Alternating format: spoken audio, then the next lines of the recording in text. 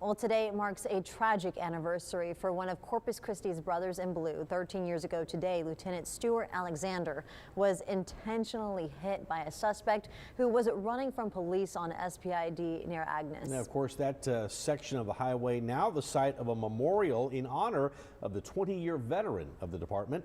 Brandon Chaff is here with a look at how he's being remembered by fellow officers. Brandon?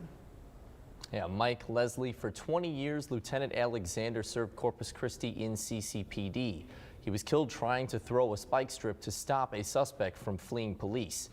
And it was back in 2009 when that suspect, Daniel Lopez, was pulled over in the Molina neighborhood by another officer for a traffic violation.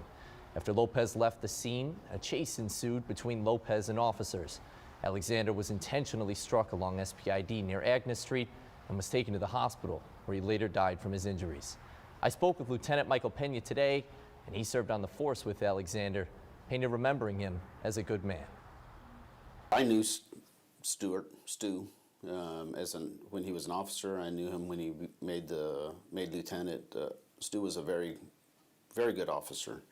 You know, and his loss was felt by the whole department, as it was every officer that we've lost, you know, since then. Lieutenant Pena telling me today that Alexander's death was a tragedy. The loss felt throughout the Coastal Bend community and CCPD. He was my brother. This is a family. You know, we hurt when we lose one another. So it's a tight-knit group. So it's no different than losing a family member, you know, when we lose an officer.